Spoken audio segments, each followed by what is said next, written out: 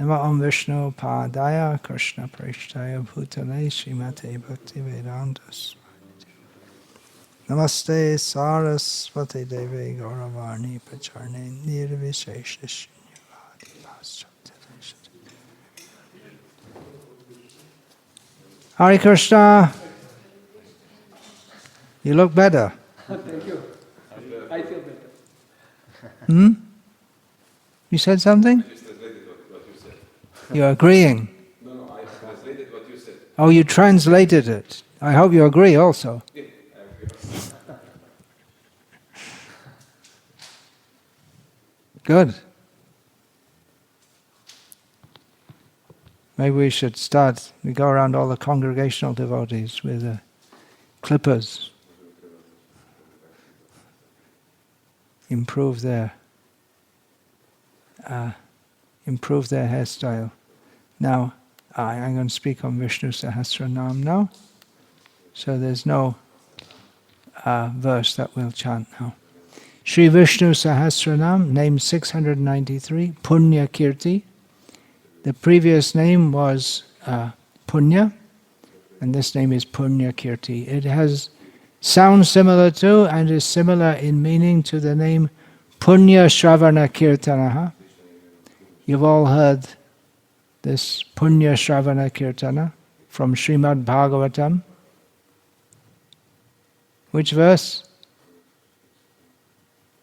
Shrinvatang Swakata Krishna Punya-shravana kirtanaha hridyantasto hyabhadrani vidhunoti suhrit satam. The name Punya-shravana kirtana is also a name of Lord Vishnu, which comes later in Vishnu Sahasranama. This name is Punya-kirti, which the word Punya is a very well-known word. It means, it's generally translated as piety, and kirti means fame or glories. So by combining these two words, then various meanings can be understood. One is that by praising him, one becomes pious. Another meaning, Punya-kirti means the person by praising whom one becomes pious. Another meaning is that his glorification is pious, or that he's pious. In other words, the kirti itself, the glory, not only does one become purified by, or pious by praising him, but the praise itself is auspicious, which is very closely related. Another understanding is that his kirti, his fame, his glory is real, is actually glorious because it's pious, whereas the name, fame, and glory of persons who are not him or not his devotees, that is akirti, or not actually. It's not actually glory, it's false glory.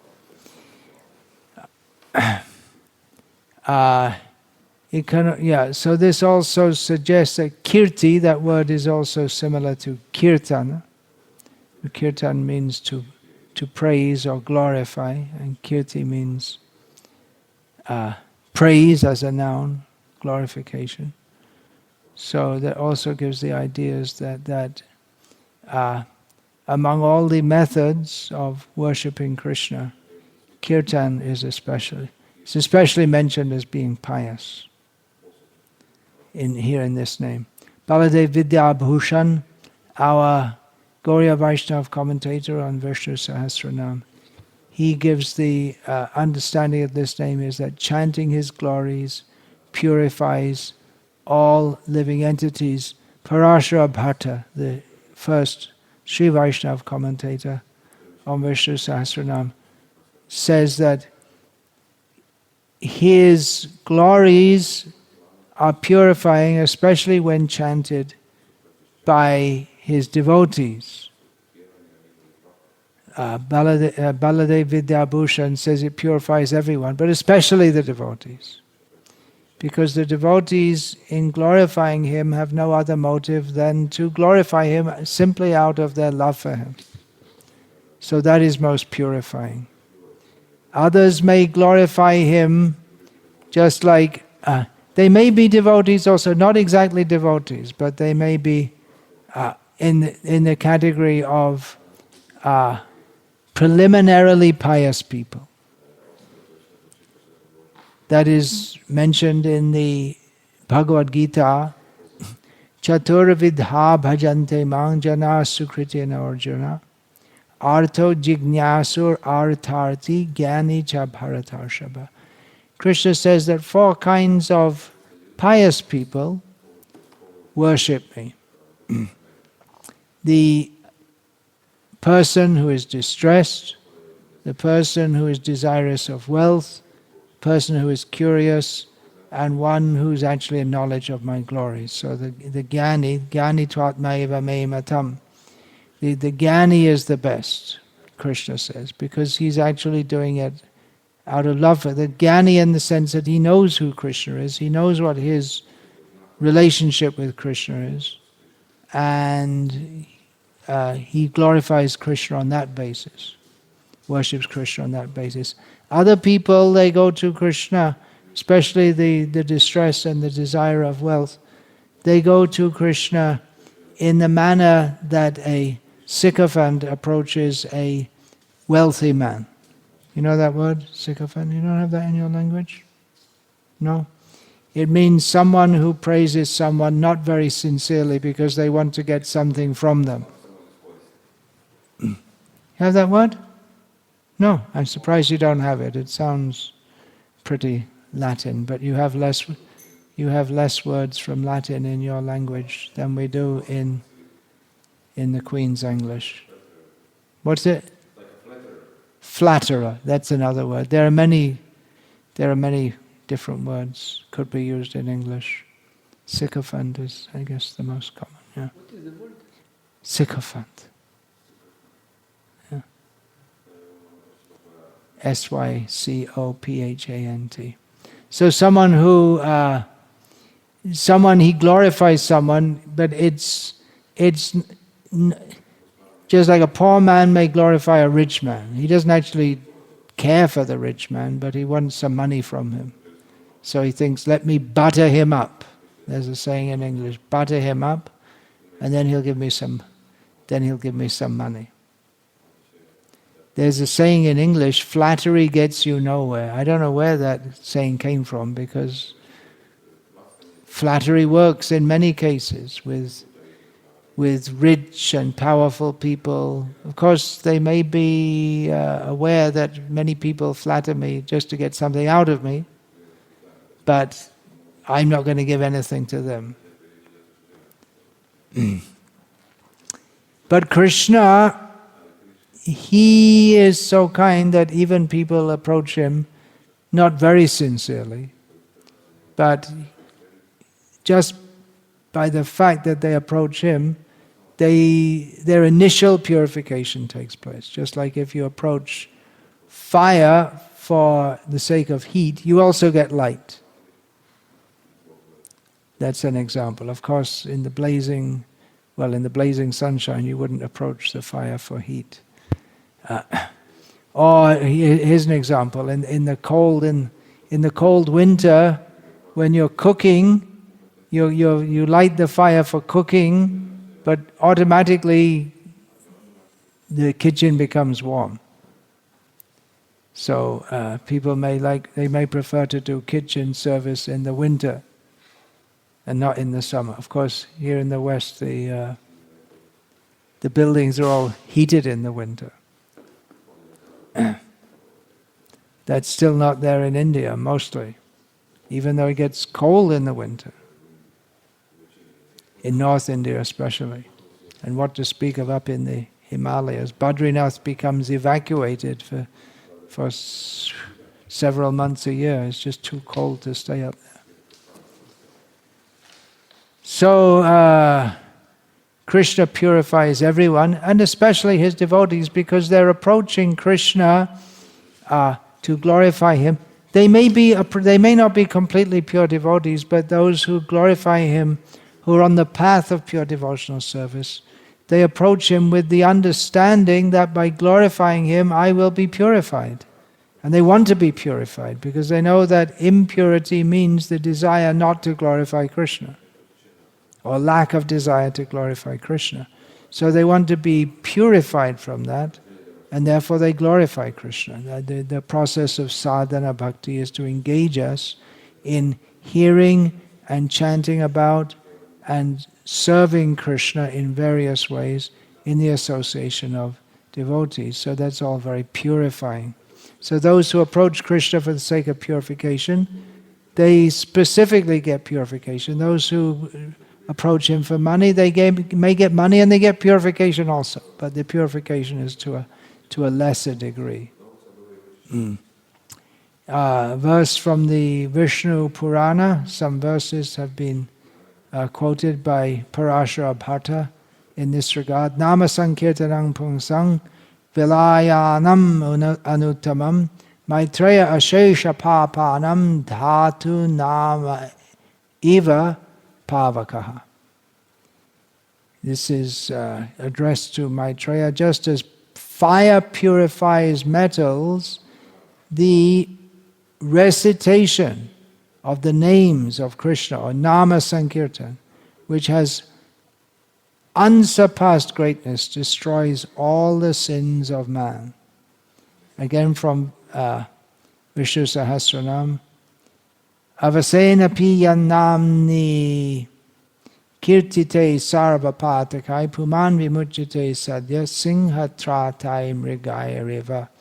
It's a common example given, that those who, even without being aware of it, pronounce the name of Bhagavan are freed from their sins, the same way that a deer is freed from the attack of beasts when they run away on hearing the roar of a lion nearby.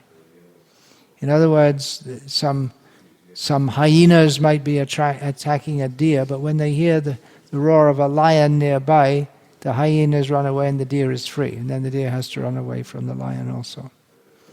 The similar example is given by Narottam Das. Shunya Govinda Rab, Apane Palabe Shab, Shingha Rab Jaina Karigan. That talking about all the bad tendencies, kama, krodha, lobha, all the lust, greed, anger, etc. They all flee away on the recitation of Govinda's name, the sound of Govinda's name. Just like the elephants run away on hearing the sound, the roar of a lion. Then another verse quoted from Vishnu Purana, Dhayan krite yajan yagyaistrate tayang dvaparer chayan yadatnoti tadatnoti kalo sankirtya keshavam. The result that was obtained in the Krita Yuga or Satya Yuga by meditation, and in the Treta Yuga by performing sacrifices, and in the Dwapara Yuga by worship of the deity, is attained in the Kali Yuga by the Sankirtan, the congregational chanting of the names of Keshava. So obviously the previous name Punya and this name Punya-kirti, they're very much interlinked. Even thinking about him is purifying. But why should one want to think about him? Well, then that's why there's Vishnu Sahasranama and Srimad Bhagavatam and so many texts which describe his glories. So by describing his glories, that means which are glorious, which are pious, that means Punya-kirti, one gets the tendency, or one becomes inspired to glorify him. And in this way one becomes purified.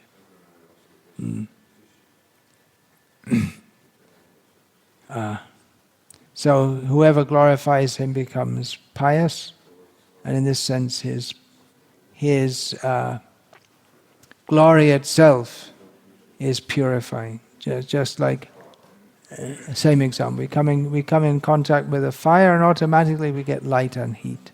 So if we somehow or other, by hearing or chanting about him, we come in contact with Krishna and we become purified, and we also become glorious. Who is glorious? Who glorifies Krishna? Tava katamritam tapta jivanam kavibi irditam. What is it? Kavibi irditam kalmasapaham. Then the next line. Shravana mangalam srimadatatam bhuvi girnanti ye bhuridajana. The gopis are glorifying Krishna and persons who glorify Krishna. They say that tava katamritam tapta jivanam kavi irditam kalmashapaham. Krishna, recitation of topics about Krishna, it destroys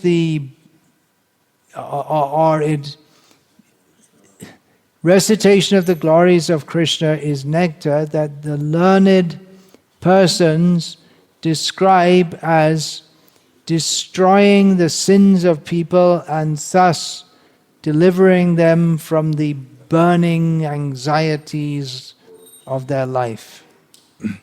Simply to hear about Krishna is auspicious and increases all greatness.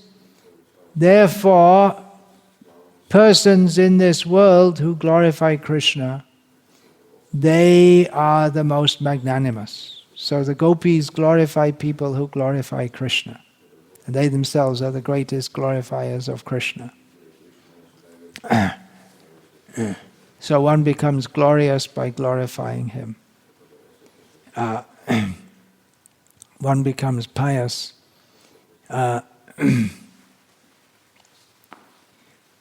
Now, this name is particularly important if we consider that Krishna is not the only person who's glorified.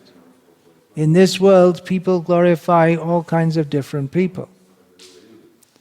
They glorify people who are actually not worthy of being glorified, such as film stars, politicians, sports stars. But by glorifying such people who are useless, one doesn't become pious. Now it may be said that by glorifying, they don't become pious because their fame does not rest on any piety. It rests on foolishness at best. And in the case of politicians, it may rest on impiety.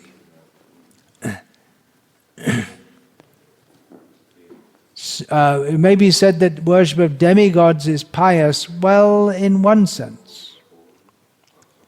Worship of demigods is within the Vedic culture, and the demigods are all servants of Krishna. Of course, everyone's a servant of Krishna, but some people know it and some don't. But demigods know that they're servants of Krishna, or they recognize it. And so worship of demigods, that's pious, but it's only, again, a preliminary piety, and it's mixed with the impiety of wanting something material from them. Except in the case of devotees who worship demigods so that they can approach Krishna, as in the case of the gopis who worshipped Katyayani for the sake of attaining Krishna as their husband. So glorifying foolish people, that is different from glorifying him. Therefore he is known as Punya-kirti. If we glorify anyone else, we don't get punya. We get the opposite. We don't get purified at all. The next name, 694, is Anamaya, which the most common meaning of that name is freedom from disease or healthy condition. This word, Anamayam, appears twice in Bhagavad Gita. In the second chapter, Karmajang buddhi yukta hi phalam tyaktva manishinaha janma bandha vinirmuktaf padanga chantyanāmayam. Srila Prabhupada's translation. By thus engaging in devotional service to the Lord, great sages or devotees free themselves from the results of work in the material world. In this way they become free from the cycle of birth and death and attain the state beyond all miseries by going back to Godhead. Srila Prabhupada glosses the word Anamayam here as being without miseries. Devotees, they can go to the place which is without misery. It means the spiritual world. Then in the 14th chapter, describing the mode of goodness, this particular verse describes the mode of goodness. The 14th chapter describes the manifestations of the three modes of material nature. So in the 6th verse of this chapter, Tatra sattvang nimaladvat prakashakam anamayam sukha sangena bhatnati jnana sangena chanaga. So here, anamayam is glossed as without any sinful reaction. And the verse translation, O sinless one, the mode of goodness, being purer than the others, is illuminating, and it frees one from all sinful reactions. Those situated in that mode become conditioned by a sense of happiness and knowledge. And there are many places in Shastra where this term, well, not so many, but several, this term appears in Shvetashvatara Upanishad. Tato yad uttarataram tadarupam anamayam ya etad vidur amritas te bhavanti atetare dukam evapiyanti. In the material world, Brahma, the primeval living being within the universe, is understood to be supreme among the demigods, human beings and lower animals. But beyond Brahma there is the transcendence, who has no material form and is free from all material contamination. So here, Anamaya means material contaminations. Anyone who can know him also becomes transcendental, but those who do not know him suffer the miseries of the material world. Now, there is a famous saying in Sanskrit, a Vedic saying, Om sarve bhavantu sukhinaha, sarve santu niramayaha, sarve bhadrani pashyantu ma kaschid duga bhag bhavet, Om shantihi, shantihi, shantihi.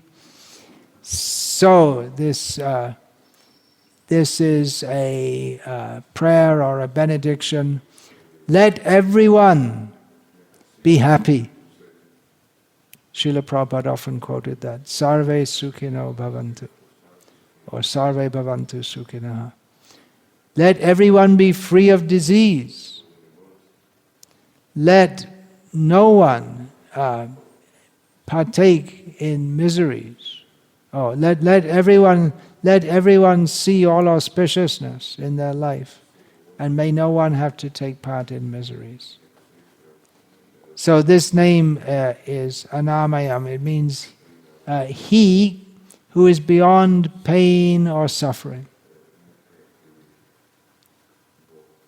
There are so many different kinds of pain and suffering. The four principal are listed as birth, death, old age, and disease. And there is suffering of the adhyatmic, suffering of one's own body and mind, adibhotic suffering, adibhotic klesh, that which is given to us by other living beings, adhidaivik klesh, that which is given by the demigods, or natural disturbances. But Krishna is beyond all of this. Another meaning is that he who removes disease, he himself is free from all misery, and he removes the miseries of others, especially the misery in the form of repeated birth and death or incarceration in material existence. So definitely Krishna is beyond all disease or sickness. There is a story of Krishna having a headache, which could only be cured by the foot dust of his devotees. And only the gopis were willing to give that.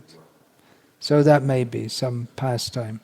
But by constitution, Krishna is free from all disease. He's called Anamaya, Parasha Bharta says, that because the worst disease or the worst distress is that which encompasses all distress, which is material existence itself. And by Punya-kirti, by pious glorification of him, one becomes free from material existence. What's wrong with material existence? Well, I say birth, death, old age and disease, adhyatmik, adibhotik, adidaivik klesh. But the real worst thing about material existence is that it obstructs our tendency and ability to glorify and serve Krishna. And all the other distresses that we perceive, that they're all offshoots of that. The real suffering, we don't realize it, but the real suffering is not to be able to glorify Krishna. And that is proved by devotees. They may undergo all kinds of situations which others would consider to be very distressful. But the devotees remain happy because they're always remembering Krishna. Daivod vijay paradurajaya vaitaranyas tvadvirya gayana mahamrita magna chittam shochetato vimukhachetas indriyato maya sukhaya paramudvato vimurha. Prahlad Maharaj says that I'm not afraid of material existence. I don't care at all what goes on. And he already he proved that by being completely unperturbed and unharmed when Hiranyakashipu was trying to kill him by various means, by throwing him in oil, putting him in a pit of snakes, throwing him before a wild elephant, having him attacked with various sharp instruments, thrown off the edge of a cliff. He wasn't even disturbed. He didn't care at all. He said, I don't care about material existence because wherever I am, whatever happens, I'm in the bliss of glorifying you. But, Prahlad says, my only distress is seeing all these foolish people who are averse to your service and averse to you, and who are carrying the heavy burden of illusory existence. So, the real distress is forgetting Krishna, and then all other distresses follow like that. The material existence is described in Chandogya Upanishad. Vyadipi paripurnosmi. Someone who's realized his position in material existence says, I'm completely full of disease. How are you? If someone asks, how are you? You can reply, Vyadipi paripurnosmi. I'm completely full of disease. And what is the disease? Forgetfulness of Krishna. Haridhar Thakur said something similar when in his old age, just before passing from this world, he was enacting the pastime of sickness and weakness in old age. And when Chaitanya Mahaprabhu came to see him and asked him, what's up, Haridas? He said, I'm in a really bad position. Because I'm unable to chant my rounds. So he didn't take it that I'm weak, I'm sick, and therefore I'm suffering, but I'm unable to chant my rounds, my prescribed number of rounds. Shankaracharya, in his understanding of this name, gives the understanding that he's called Anamaya because he's freed from all the ills that are produced by karma, internal or external. His Satchidananda form, by the very nature, his form is Satchidananda.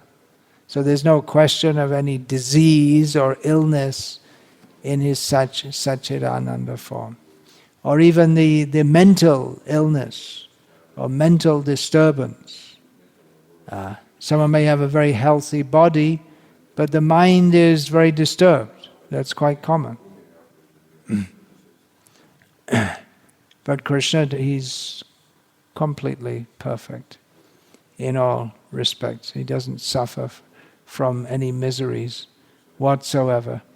What is disease? It's an interesting English word. Ease means comfort, relaxation. It gives the sense of a feeling of contentment. Disease, just the opposite. Of course, disease literally means illness, especially, more technically speaking, illness caused by germs. The germ theory of disease. It's actually fairly recent. But disease can be defined as anything which causes discomfort to the body or mind. In that case, or disease, lack of contentment. For instance, if we're wearing shoes and they're too tight, it's not a disease in the sense of an illness, but it causes a lack of ease. It causes some pain. So in that sense, everything in this material existence can be called disease. So Bhagavan is beyond all of such disease. There's no such distress for him, even though he goes barefoot to herd the cows, but he feels no distress. But the gopis, they feel distress, thinking that Krishna is herding the cows. He's with his soft feet, he's out in the pasture, and the little stones must be hurting his feet. So they feel pain, thinking about the pain which he doesn't feel. Because he's very happy to be with his cows and to be with his devotees, the cowherd boys. So this name also indicates that in his abode in the spiritual world, there's no disease, no birth, death, old age, or disease. He's not affected by earthly bondage, nor does he need any bandage. Little play on words there. And if we worship him, even if we worship him with some material motive, doing that will give us good mental health, peace of mind. As psychologists have begrudgingly noted, that people who are religious, they tend to be psychologically strong and to be happy even in difficulty. So they may recommend, they may say that actually religion is good. Not that they believe in any God, but they say it's good because it's good for your mental health. But then they think it's bad for mental health because to believe in God, according to the atheists, is itself a mental disease. So they're caught, because if they think it's a sign of psychological weakness to worship God, they say to worship God is a kind of crutch, a psychological crutch. But the effect of doing so is that one becomes steady in mind, tends not to be frustrated by various circumstances which would make others upset. Of course, one of Krishna's incarnations is Dhanvantari, who gives the medical science. So this name would fit with him very well, Anamaya. He can cure us from all health problems. In short, he is the antidote for all maladies. Everything wrong comes from not being Krishna conscious. So he is the antidote for that.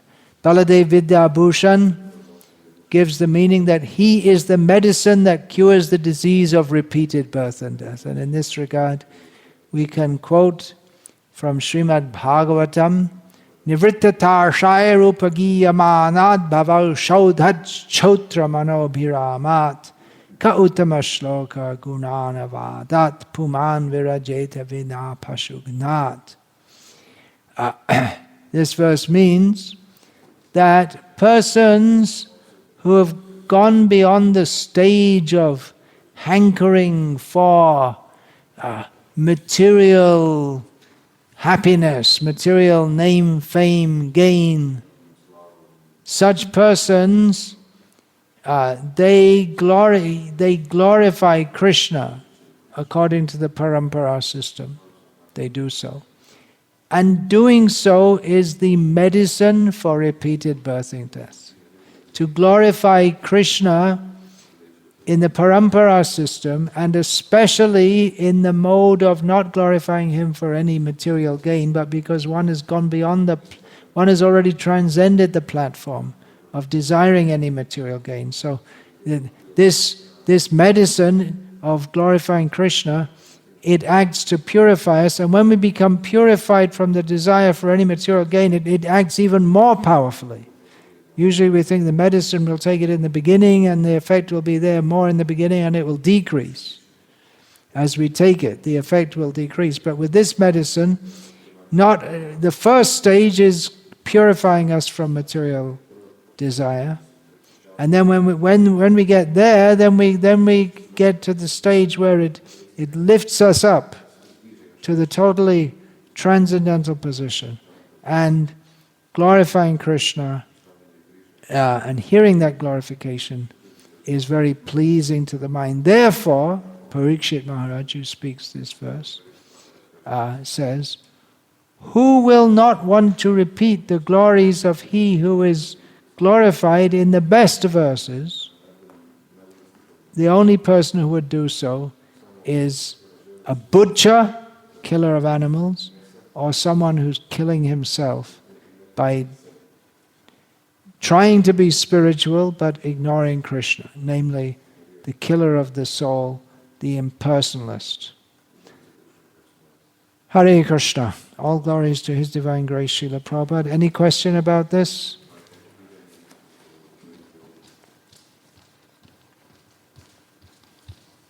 No. Vancha kalpatarubhyascha kripa sindhuvacha. Patitan pavanebhyo vaishnavebhyo namo namaha.